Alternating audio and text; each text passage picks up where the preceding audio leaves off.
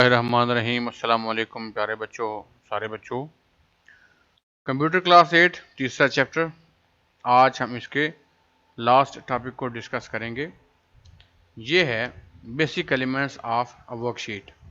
इससे पहले हम माइक्रोसॉफ्ट एक्सेल का तारुफ, इसके जो अहम अज्जा हैं, काम करने का तरीका और दूसरी अहम चीज़ें पढ़ चुके हैं। आज हम वर्कशीट के बेसिक एलिमेंट्स को डिस्कस करेंगे और कोशिश करेंगे कि इनको समझें। स्टार्ट करते हैं। Basic elements of worksheet. The following are basic elements of a worksheet. इसके जो बेसिक एलिमेंट्स हैं वो ये हैं। सबसे पहला है इसका कॉलम्स। हमें आमतौर पर भी इस बात का अंदाज़ा है कि कॉलम की शक्ल कैसी होती है। ये अप टू डाउन या डाउन टू अप या इसको वर्टिकल शेप में भी समझा जाता है। Column is a worksheet. Columns in a worksheet are arrange vertically.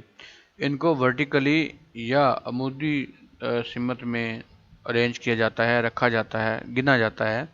They are identified by alphabets in the column header from A to G, A B A C to X F D as shown in figure 3.8। इनकी पहचान हम करते हैं किसी भी sheet के अंदर जो ऊपर वाली साइड पे पहले ए फिर बी सी डी ई करते करते ये जी तक जाते हैं। जी के बाद ए के साथ A B A C A D, फिर बी के साथ सारी ए बी सी, फिर सी के साथ सारी ए बी सी और करते करते ये एक्स एफ डी तक जाता है। और इसका एग्जाम्पल नीचे आपको दिखाया भी जा रहा है।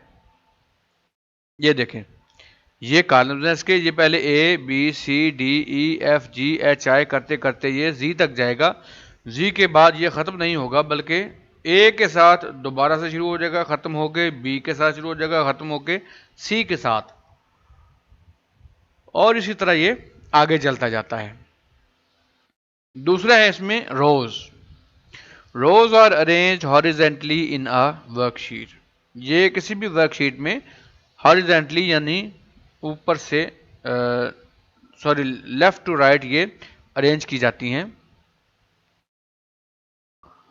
अब they are identified by numbers in the row header 1 2 3 4। अब हम इस रो के जो हेडर्स हैं उनको काउंटिंग में शुमार करते हैं, गिनती में। जैसे ये है 1 2 3 4 5। 1 के सामने जो पूरी ये लाइन चल रही है ये एक रो है, 2 के सामने दूसरी है, 3 के सामने तीसरी, चौथी, पांचवी, छठवीं, ऐसे ये आगे चलते जाते हैं as shown in the same figure. Next है cell. The intersection of row and column in a worksheet is called cell.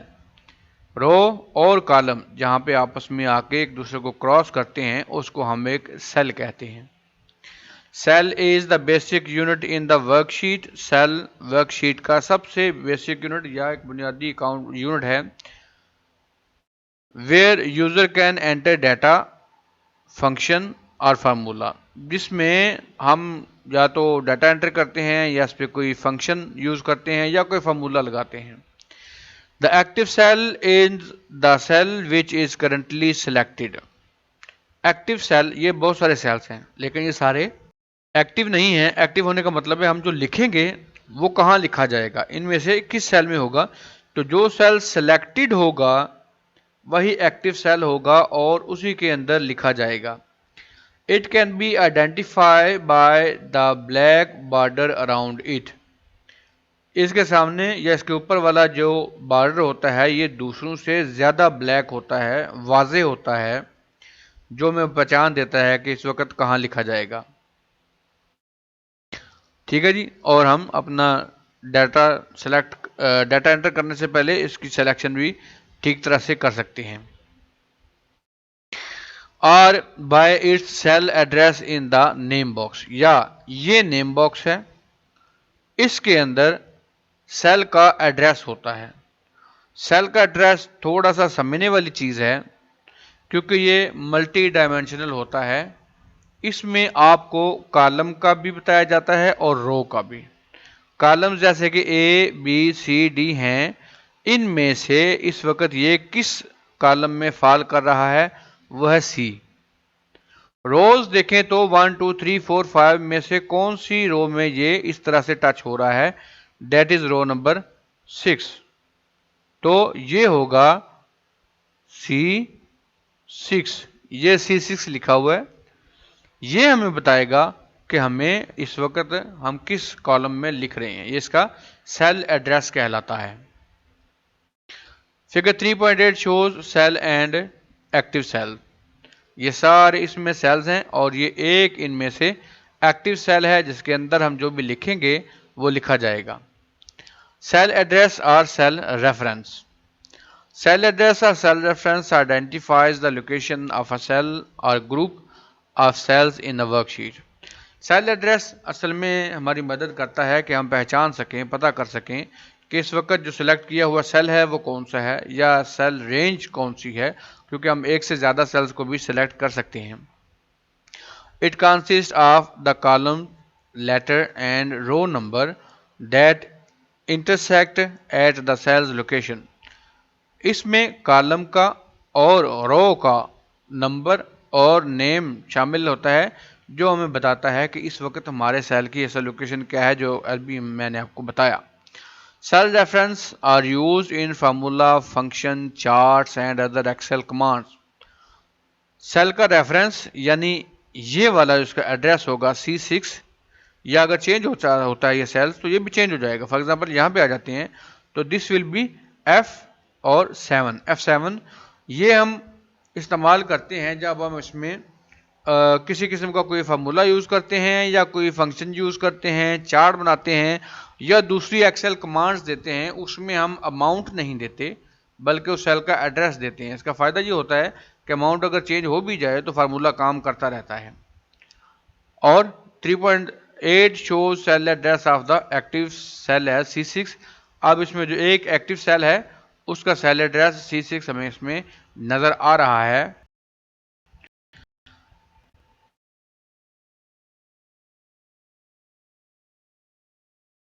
At the bottom of each worksheet is a number sheet tab. हर एक worksheet के नीचे उसकी sheet का tab या उसकी sheet का number या उस शीट का नाम लिखा हुआ होता है, जो नाम हम खुद उसको दे सकते हैं। It has the name of the worksheet on it. इसके ऊपर उस वर्कशीट का नाम भी हो सकता है, which can be changed, जिसे हम चेंज कर सकते हैं। Sheet tab can be used to bring the worksheet to the front. असल में ये हमारे इस काम आता है कि हम इसको ऊपर ले आएं या इसको देख सकें।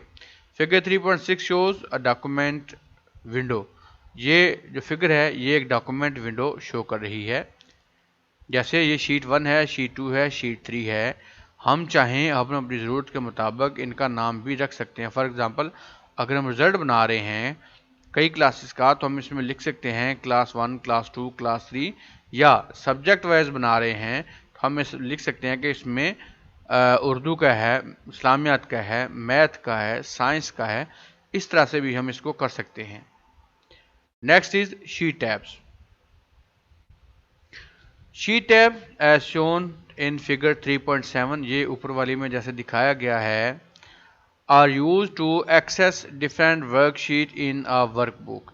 इनका फ़ायदा ये होता है कि हम एक से ज़्यादा शीट्स को एक वक्त में यूज़ कर सकते हैं, एक से दूसरे में हम जंप कर सकते हैं। By default 3 sheet tabs are available in a worksheet. जैसे ही हम कोई नई वर्कशीट खोलते हैं तो उसमें 3 शीट्स तो हमें ऑटोमेटिकली मिल जाती हैं। User can add more tabs as required by using mouse right click menu and selecting the insert option followed by worksheet option. अगर हमने इससे ज़्यादा करने हैं, अगर हमें ज़रूरत है तो हम इसी पे राइट क्लिक करेंगे और उसमें से एक मेन्यू आएगा जिसमें ऑप्शन होगा इंसर्ट का। इंसर्ट में जाएंगे तो आगे वर्कशीट पे क्लिक करेंगे हम एक नई शीट एंटर कर सकते हैं और इसी तरह एक एक करके जितनी शीट्स चाहें हम नई इसमें ऐड कर सकते हैं। इसी तरह इसको डिलीट भी किया जा सकता है। User can also change the tab name to easily identify the data entered in the sheet using right click menu. अब इसको हम अपनी सहूलत के लिए आइडेंटिफाई करने के लिए नाम देते हैं उसी हिसाब से जिस हिसाब से हम इसके अंदर डाटा रखते हैं। जैसे मैंने बताया कि अगर हम सब्जेक्ट वाइज करते हैं तो हम इसका नाम उस सब्जेक्ट के हिसाब से रख लेते हैं। हमें बार बार सारी शीट्स देखने की बजाय इधर से ही पता चल जाएगा कि हमारी कौन सी शीट के अंदर किस सब्जेक्ट का या कौन सी शीट के अंदर किस क्लास का डाटा हमने रखा हुआ है।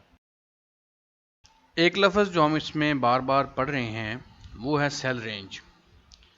हमने सेल का तो पढ़ लिया कि ये एक सेल है, ये एक सेल है, ये एक सेल है। देखते हैं सेल रेंज से क्या मुराद है। Selecting more than one cell is known as a cell range. जब हम एक से ज़्यादा सेल्स को सिलेक्ट करते हैं इसको हम सेल रेंज कहते हैं। Two cell references are used for a range of cells separated by a colon. जब हम दो सेल्स को या दो से ज़्यादा सेल्स को सिलेक्ट करते हैं तो उनको आपस में सेपरेट करने के लिए, अलग-अलग करने के लिए या दोनों में फ़र्क रखने के लिए हम कॉलन साइन यानी ये जो डबल डॉट होती है इसको यूज़ करते हैं। Which tells Excel to include all the cell between the start and end points. तो ये एक्सेल को गाइड करता है, बताता है कि इसके इस तरफ जो सेल नंबर है उससे लेके इसके इस तरफ जो सेल नंबर है वहाँ तक उसने सेलेक्ट करना है और उसके बाद उस पर फार्मूला या कोई भी फंक्शन चलाएगा जो हम उसको कहते हैं।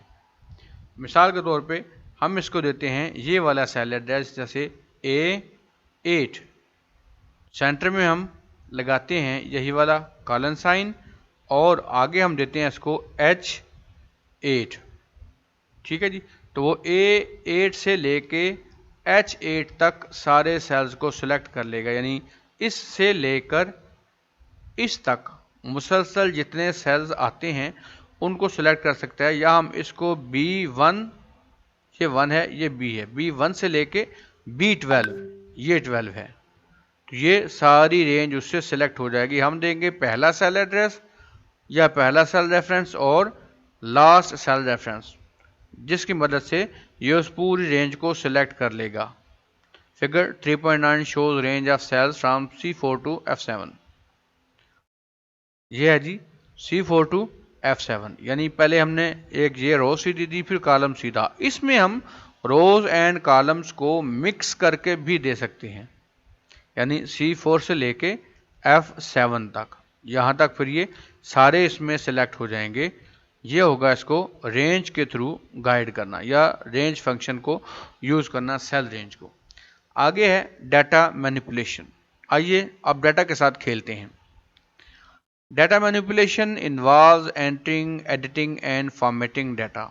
डाटा मैनिपुलेशन का मतलब है कि हम इसमें डाटा एंटर करें, जो पहले से डाटा एंटर किया हुआ है उसको एडिट करें या उसको फॉर्मेट करें। फॉर्मेट का मतलब उसका साइज चेंज करना, कलर चेंज करना, उसको बोल्ड इटैलिक करना या उसकी लिखाई का स्टाइल चेंज करना, ये सारे फॉर्मेटिंग में आते हैं।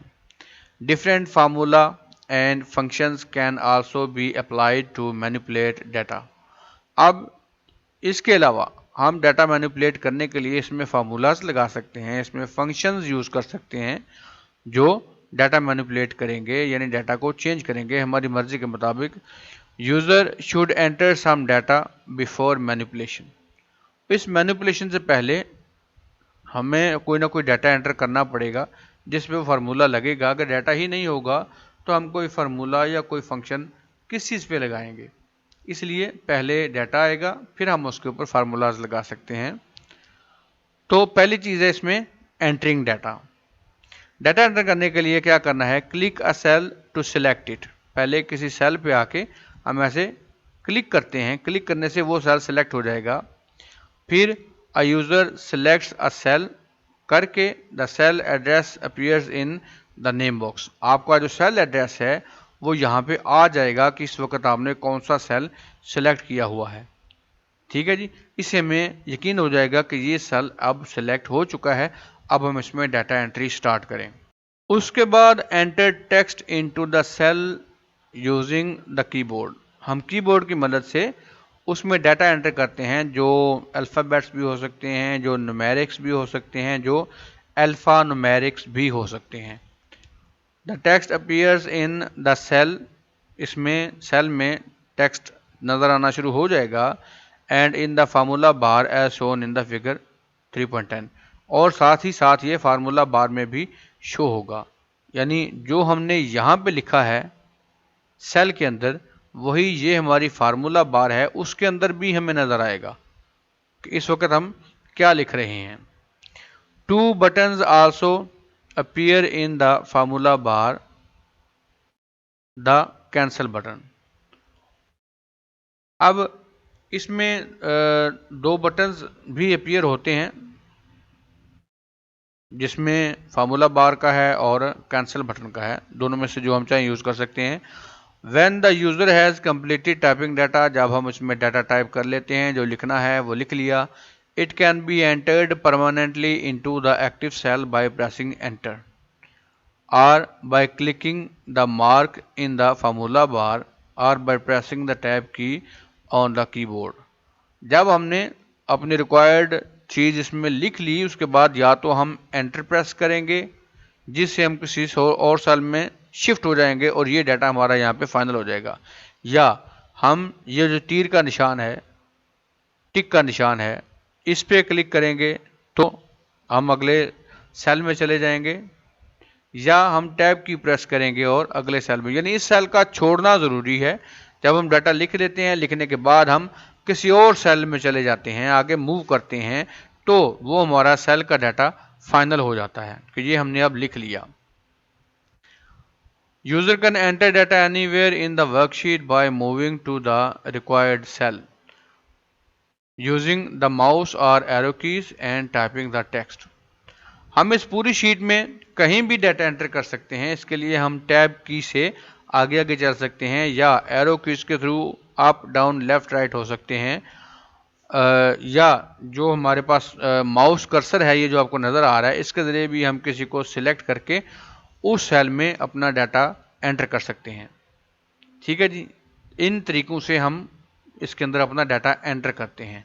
दूसरा स्टेप है इसका एडिटिंग डाटा। जो डाटा हमने एंटर कर दिया, अब बाद में हमें उसमें चेंजिंग करना पड़ गई। Editing data means doing any changes in it. Editing data का मतलब है कि जो भी डाटा हमारे पास है, हम उसमें किसी किस्म की भी कोई तब्दीली करते हैं। इसके लिए क्या करना है, click on the cell and retype the text. आप उस सेल पे क्लिक करते हैं और उस टेक्स्ट को दोबारा से टाइप करते हैं, और यानी या दूसरा ऑप्शन क्या है, go to the formula bar. आप फार्मूला बार में जाते हैं, select the incorrect text with the mouse and retype it. हम इसमें आके यहाँ पे क्लिक करते हैं। यहाँ पे क्लिक करने का मकसद ये है कि हमारा ये सेल का सारा डाटा गलत नहीं है, इसमें कोई छोटी मोटी मिस्टेक है जो हमने दूर करनी है। अगर हम डायरेक्ट सेल पे क्लिक करते हैं, सारा कुछ नया लिखा जाएगा। अगर हम इसमें आते हैं तो हम लिखते हैं मंथ ऑफ जुलाई, तो हमने ऑफ की बजाय ON लिख दिया। हम इसमें क्लिक करेंगे तो हमें वो सिर्फ N की जगह F लिखने का ऑप्शन दे देगा और हम उसको चेंज कर लेंगे। जब सेल पे क्लिक करेंगे तो हमने सारा डाटा दोबारा एंटर करना है। ऑटो फिलिंग डाटा, ये बड़ा हेल्पफुल टूल है। इसका कैसे काम आएगा आपके, auto filling is the use of the fill handle to copy data and sequences across range of cells. ये हमारी हेल्प करता है कि ये ऑटोमेटिकली डाटा फिल करता जाए और उसको कॉपी करता जाए अकॉर्डिंग टू सीक्वेंस, तरतीब के हिसाब से जो सेल्स में है, और हम आगे चलते जाते हैं, हमारा टाइम बचता है। The fill handle is at the right corner of each cell as shown in 3.11। ये हर एक सेल के राइट साइड पे ये छोटा सा डॉट बना होता है, इसको हम क्लिक करते हैं तो प्लस बन जाता है, क्लिक करते हैं तो नीचे लेके आते हैं, जैसे जैसे नीचे आते हैं उसी हिसाब से ये उस डाटा को आगे चलाता जाता है। फॉर एग्जांपल आप यहाँ पे लिखते हैं 1, इसको पकड़ते हैं, आगे आते हैं ऑटोमेटिकली अगले सेल में 2, 3, 4, 5, 6, 8, या यहाँ पे आप लिखते हैं C1 तो यहाँ पे आगे C2, C3, C4 ऐसे आता जाएगा। ये है इसका ऑटो फिलिंग का ऑप्शन, जो हमारे बड़ा काम आता है जब हम इसमें काम कर रहे होते हैं। नेक्स्ट है to fill a range of cells, यानी हमारे पास कई सेल्स हैं और हमने उन सब को फिल करना है। इसमें ऑटो फिलिंग का ऑप्शन ही हमारे पास मौजूद है और वो बड़ा काम आएगा हमारे। Select the cell with the content to fill, पहले सेलेक्ट कीजिए किस कंटेंट से आपने उसको फिल करना है। Point at the black square that appears in the bottom right corner of the cell, इसके राइट बॉटम यानी ये राइट साइड, ये बॉटम नीचे, ये वाला जो इसका एक बन रहा है कोना, इससे आपने इसको पकड़ लेना है और इसको मूव करते जाएं until the mouse pointer becomes the fill hand, जब तक हमारा ये माउस बटन का ऑप्शन चेंज होकर फिल हैंड यानी प्लस छोटा सा नहीं बन जाता, तब तक आपने इसको इसके ऊपर फिट करना है। जैसे होगा क्लिक करके नीचे ले आएँ तो ये ऐसे से अपने आप 2, 4, 6 और 8, 10, 12 ये आगे चलता जाएगा। ये ऑटो फिल है और ये खुद ब खुद चलता जाता है। Click and drag in the direction of the range to fill, अब आपने जिस डायरेक्शन में इसको फिल करना है आप इसको ऊपर से नीचे भी ला सकते हैं, आप इसको लेफ्ट टू राइट भी लेके जा सकते हैं, राइट टू लेफ्ट भी जा सकते हैं, नीचे से ऊपर भी जा सकते हैं। ये आपकी रिक्वायरमेंट है, आपकी मर्जी है जैसे आप इसको फिल करना चाहें। ठीक है जी। This figure shows auto filling of even numbers in column C from 2 to 16। ये कॉलम सी है, ये 2 to 16 इवन नंबर्स हैं, यानी ये 2, 4, 6, 8, 10, 12, 14, 16 और आगे चलता जाएगा जैसे हम चाहेंगे, ये बिल्कुल आगे वैसे ही चलता जाएगा। Excel copies the contents of the cell across the range that user selects. Excel की ये खूबी है कि हम जो रेंज सेलेक्ट करते हैं ये उसको कॉपी करता है और आगे चलता जाता है। This feature becomes very powerful when used with cells containing formula. यही हमारा जो इसकी खूबी है, इसका फीचर है, जब हम फार्मूला वाले सेल्स को लेके आगे चलते हैं, सेल रेंज को आगे लेके चलते हैं तो ये हमारे बहुत ज़्यादा काम आता है। A lot of time can be saved by copying formula across a range of cells. अगर हम उसी रेंज ऑफ सेल्स के ऊपर उस फार्मूला को कॉपी करते जाएंगे तो ये हमारा बहुत सारा टाइम बचाता है और असल में यही एक्सेल की खूबी है। अब आखिर में है एंटरिंग अ फार्मूला। हम फार्मूला कैसे इसमें एंटर कर सकते हैं। A formula is an equation that performs a calculation using values in the worksheet। ये असल में एक इक्वेशन है जो वर्कशीट के अंदर लिखी हुई वैल्यूज़ को आपस में कैलकुलेट करता है उस हिसाब से जो हम उसे बताते हैं। प्लस का बता दें, माइनस, मल्टीप्लाई, डिवीजन या जैसे भी आप इसको बताएंगे ये वैसे ही उसको कैलकुलेट करेगा और आपको बता देगा। A formula always begins with an equal sign followed by either values or cell references and an operator। हम जब भी कोई फार्मूला स्टार्ट करेंगे तो सबसे पहले हम ये वाला इक्वल साइन लगाएंगे, इसके बाद हम या तो इसको नंबर दे देते हैं, अमाउंट देते हैं और ऑपरेटर देते हैं और अमाउंट देते हैं। दूसरी शक्ल में हम इक्वल साइन के बाद cell reference, operator, cell reference, operator, cell reference इस तरह भी कर सकते हैं। तो ये जो वैल्यू D8 में होगी और F9 में होगी, इनको प्लस करके जो उसका टोटल आएगा E9 की वैल्यू को उसमें से माइनस, यानी सिंपल मैथ हम जिस तरह करते हैं ये बिल्कुल वैसे ही करता जाएगा, सिर्फ इसको फार्मूला की शक्ल में हमने लिखना है और ये आगे चलता जाएगा। उम्मीद है आज के इन टॉपिक्स की आपको समझ आ गई होगी। अगर मज़ीद किसी चीज़ की डिटेल चाहिए आप कमेंट सेक्शन में बता सकते हैं। वीडियो आपको अगर पसंद आई है लाइक कर दें, दोस्तों के साथ शेयर कर दें और अगर चाहते हैं कि इस सीरीज़ का आप हिस्सा बने रहें तो काइंडली चैनल को सब्सक्राइब कर दें अपना, और अपने चैनल का बहुत सा ख्याल रखिएगा। अल्लाह हाफिज़।